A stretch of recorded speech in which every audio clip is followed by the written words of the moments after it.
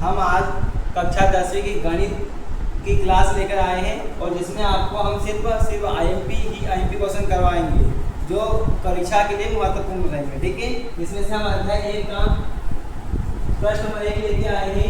निम्नलिखित संख्याओं को अभाज्य गुणनखंडों के गुणनफल के रूप में व्यक्त कीजिए। इसका पहला प्रश्न है हमारे पास 140। हम इसको हल करते हैं तो 140 के अभाज्य गुणनखंड निकालेंगे तो ये एक सम संख्या है जिसमें 2 से भाग लगाएंगे। 2 से भाग जाएगा, 2 का भाग 1 में नहीं जाएगा, हम पास में संख्या मिला दें, कितना बन जाएगा 14। तो 2 का बड़ा ऐसा लेंगे 14, 2 सत्ती 14 और भाग नहीं जाएगा तो भाग में उसकी 0। फिर वापस 2 से भाग लगाएंगे, 2 तिया 6, कितना बच गया 1। 5 सारे से मिला देंगे, कितना बन जाएगा 10, 2 पंजे 10। अब 3 से भाग नहीं जाएगा और 4 से भाग नहीं जाएगा तो किससे भाग लगाएंगे 5 से भाग लगाएंगे, 5 सत्तू 35। 7 से भागेंगे, 7 एकम 7। तो हमारे पास 140 के जो अभाज्य गुणनखंड आए हैं वो आए 2 गुणा 2 गुणा 5 गुणा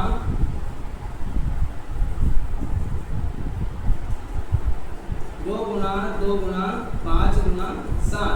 ठीक है, इसको घात के रूप में जमा सकते हैं, 2 की घात 2 गुणा 5 गुणा 7। ठीक है, ये हमारा आंसर हो जाएगा। नेक्स्ट क्वेश्चन है इसका 3825। 3825 का अभाज्य गुणनखंड निकालेंगे तो 3825 एक विषम संख्या है, इसमें 2 से भाग नहीं जाएगा तो हम 3 से भाग लगाते हैं। 3 का भाग 3 में देंगे, 3 एकम 3, 3 का भाग 8 में देंगे, 3 दूनी 6, कितना बच जाएगा 2। 5 सारे से मिला देंगे, कितना बच जाएगा 22, 3 सत्तू 21, कितना बच गया 1।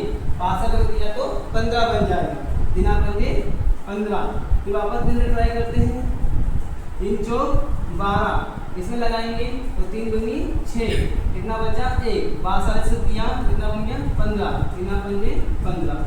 अब यहाँ पर 3 से अगर भाग लगाते हैं तो 3 एकम 3 बच जाएगा 1, 3 चौक 12 और 5 में 3 से भाग नहीं जाएगा, हम किससे भाग लगाएगा 5 से भाग लगाते हैं। 5 से भाग दिया तो 5 भाग 4 नहीं जाएगा, 5 से संख्या मिलाते हैं तो कितना बच जाएगा 52, 5 2 40, कितना बच गया 2, 25 25। फिर वापस 5 देते हैं, 5 एकम 5, कितना बच गया 3। 5 सारे को देंगे, कितना बन जाएगा 35, तो 5 सत्तू 35 और 17 में 17 से भाग जाता है, 17 एकम 17। तो यहाँ हमारे पास 3825 के अभाज्य गुणनखंड आए हैं 3 गुणा 3 गुणा 5 गुणा 5 गुणा 17। इसको घात के रूप में जमा सकते हैं, 3 की घात 2 गुणा 5 की घात 2 गुणा 17। ये हमारा आंसर। ठीक है, चलो इस प्रश्न का हम एक बार रिवीजन कर लेते हैं। देखो, हमको बोला गया था अभाज्य गुणनखंडों के रूप में व्यक्त करना है, उनका गुणनफल के रूप में लिखना। ठीक है, हमने 140 के अभाज्य गुणनखंड निकाले, ये हमारे अभाज्य गुणनखंड आ गए और इन्हीं को हमने गुणनफल के रूप में लिख दिया 2 गुणा 2 गुणा 5 गुणा 7। यहाँ से संख्या लिख के यहाँ उतारते हैं। यहाँ 2 बार आया था, इसको 2 की घात 2 लिख सकते हैं, 5 की घात 1 थी इसलिए 5 को 5 ही लिखेंगे, 7 की घात 1 थी इसलिए 7 को 7 लिखेंगे। ऐसे ही हमने यहाँ पे किया है।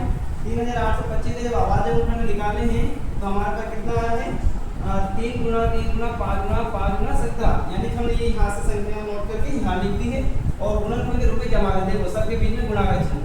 यहाँ 3 2 बार आया था इसलिए 3 की घात 2 लिख सकते हैं, 5 2 बार आया है तो 5 की घात 2 लिख सकते हैं और 17 की घात 1 की तो इसलिए 17 को 17 ही लिखेंगे। ओके।